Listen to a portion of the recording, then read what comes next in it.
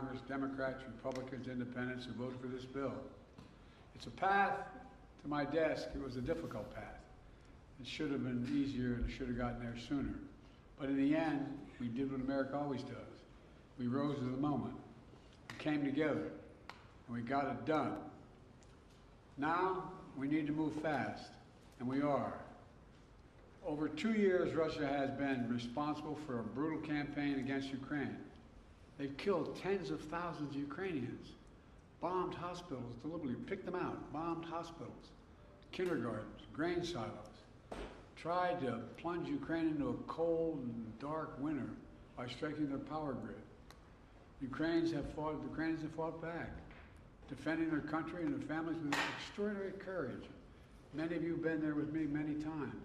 It's amazing what they do. I mean, it's amazing against such a larger military. Ukraine has regained over half the territory that Russia took from them in this invasion. And they won important victories against Russia's Navy. But make no mistake about it, they're a fighting force with the will and the skill to win. The will and the skill to win. For months, while MAGA Republicans are blocking aid, Ukraine has been running out of artillery shells and ammunition. Meanwhile, Putin's friends keep keeping them well supplied. Iran sent him drones. North Korea has sent him ballistic missiles and artillery shells.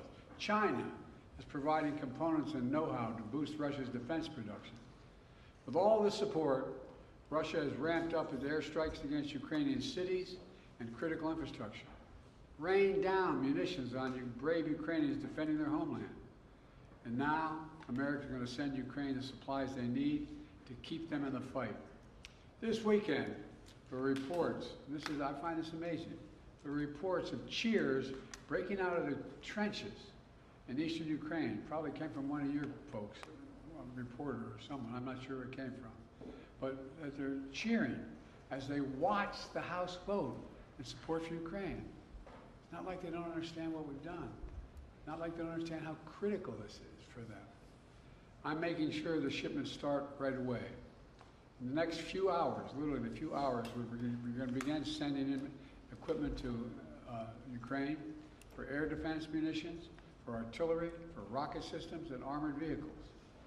You know, this package is literally an investment, not only in Ukraine's security, but in Europe's security, in our own security. We're sending Ukraine equipment from our own stockpiles. Then we'll replenish those stockpiles with new products made by American companies here in America.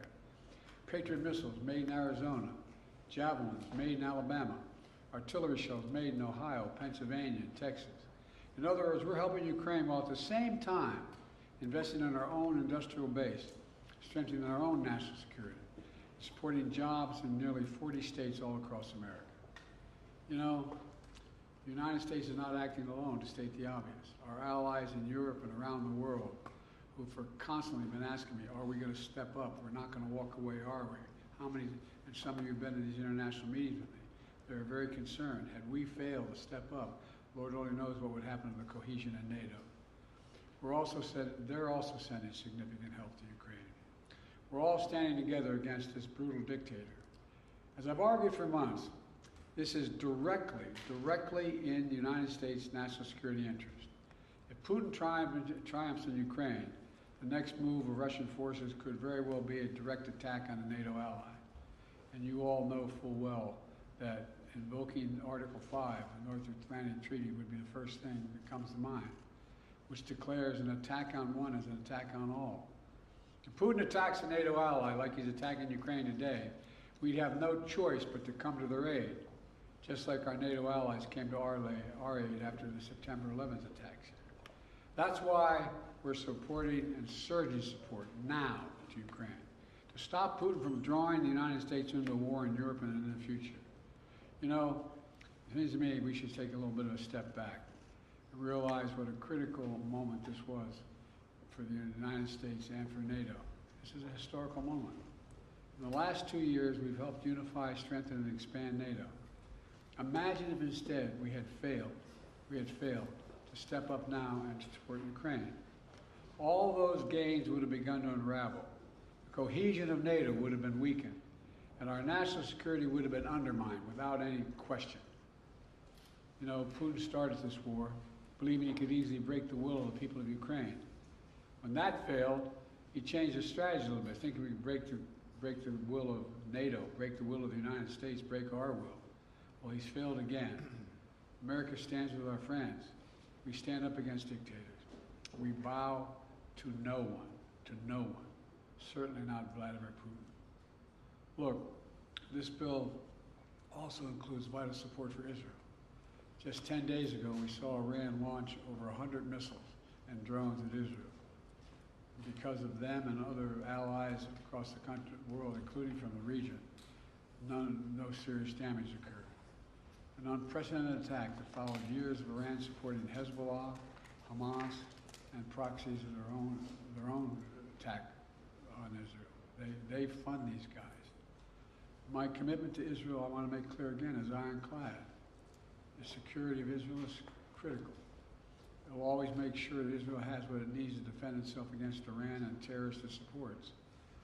And with this aid, the United States is going to help replenish Israel's air defense and provide other critical defense so Iran can never carry out the destruction it intended with its attack 10 days ago. But at the same time, this bill significantly increases humanitarian assistance we're sending to the innocent people of Gaza who are suffering badly. They're suffering the consequences of this war that Hamas started. And we've been working intently for months to get as much aid to Gaza as possible. This bill includes $1 billion for additional humanitarian aid in Gaza.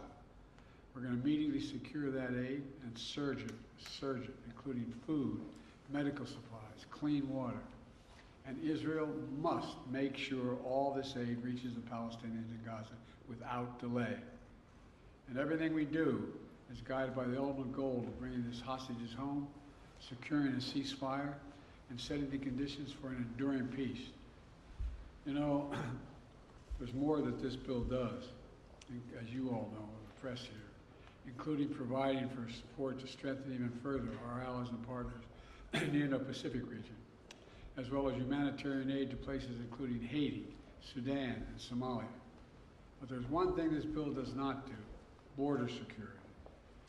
You know, just this year I proposed and negotiated and agreed to the strongest border security bill this country has ever seen.